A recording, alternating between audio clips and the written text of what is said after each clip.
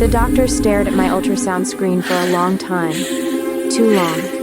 Then he looked at me and said something I never expected to hear in a hospital room. He lowered his voice and said, "I'm not supposed to say this, but you need to leave your husband." My heart stopped, my hands went cold. I thought he had made a mistake. I thought this was about the baby. I had no idea that this moment would slowly tear my life apart and then put it back together in a way I never saw coming. I was 30 years old and pregnant with my first child. My husband Adam and I had been married for 4 years. From the outside we looked fine, stable jobs, a clean apartment, family dinners on Sundays, photos that looked happy enough. But inside our marriage something always felt heavy. Adam was not cruel. He never hit me or shouted. It was quieter than that. He controlled things with silence, with disappointment, with the way he could make me feel small without saying much at all. When I found out I was pregnant, I thought everything would change. I thought the baby would soften him, make him kinder, make us closer. For a while he acted excited. He went to one appointment. He touched my stomach in front of his parents. But at home he grew distant. He stayed late at work. He corrected everything I did, how I cooked, how I slept, how I breathed. He said I was too emotional now. The ultrasound appointment was supposed to be a happy moment. Adam said he was busy, so I went alone. I remember sitting on the table, the gel cold on my skin, staring at the ceiling tiles. I was nervous but hopeful. The technician smiled and turned the screen toward me. I saw the tiny shape, the flicker of a heartbeat. Tears filled my eyes. I whispered hello.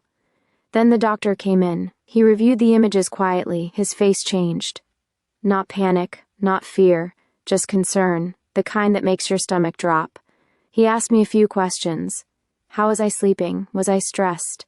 Did I feel safe at home? That last question caught me off guard. I laughed it off. I said yes, of course. He nodded but didn't look convinced. He zoomed in on the screen again.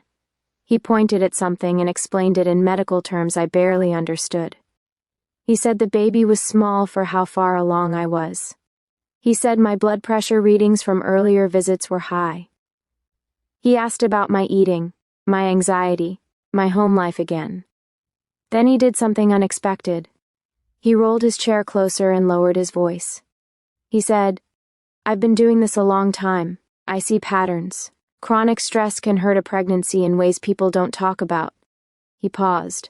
"I can't tell you what to do, but if I were you, I would seriously consider separating from your husband." I felt offended, angry, confused. I wanted to defend Adam. I said, "You don't even know him." The doctor nodded slowly. He said, "I know your body, and your body is under constant pressure." He printed my reports and handed them to me. He said, "Please think about what kind of environment you want to bring a child into." I walked out of that office shaking. I sat in my car and cried until my chest hurt. How dare he? How could a stranger say something like that? I told myself he was overstepping. I told myself doctors only see numbers, not love. That night, I told Adam what the doctor said. I expected him to be angry on my behalf, to say the doctor was wrong. Instead, Adam laughed. He said, "Doctors love drama." Then he looked at me and said, "You didn't say anything bad about me, did you?" His eyes were sharp, not worried, accusing. Something in me went quiet. Over the next few weeks, I couldn't stop thinking about that appointment. Small things started to feel bigger. Adam complained when I rested. He said pregnancy wasn't an excuse to be lazy. He read my medical papers and told me I was overreacting. When I cried, he said stress was my fault, not his. At my next checkup, my blood pressure was higher. The baby had not grown as expected. The same. Doctor saw me again. He asked gently if anything had changed. I shook my head. He didn't push. He just said, "Your body is asking for peace." The real turning point came one night when Adam and I argued about something small. I don't even remember what. I remember saying I was scared about the baby. I remember him saying, "If you lose this baby, don't blame me." The words hung in the air. He didn't apologize, he just went to sleep. I lay awake all night. I felt the baby move. I placed my hand on my stomach and whispered, "I'm sorry." For the first time, I admitted something to myself that I had been avoiding for years. I was not safe emotionally, and my child was feeling it. The midpoint came quietly, not with a fight, but with a realization.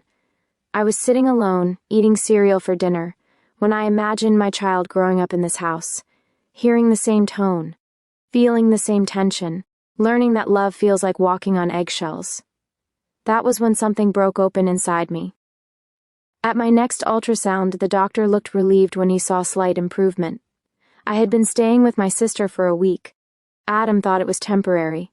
The doctor noticed the difference immediately. He smiled and said, "This is what reduced stress looks like." Then he looked at me and said, "You did something right." That was when I told him the truth. I told him about Adam's words, his control, his silence. The doctor listened without interrupting. When I finished, he said softly, "I begged you because I've seen what happens when people ignore this. You're not weak. You're responding to something real." The emotional peak came when I finally told Adam I needed space. Not a break. Not a threat. Space. He didn't cry. He didn't beg. He got angry. He said I was ruining everything.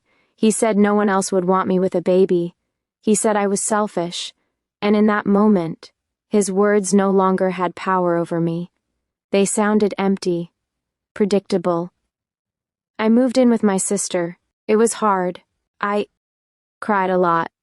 I missed the idea of my marriage more than the reality of it. I worried about being alone, about money, about judgment.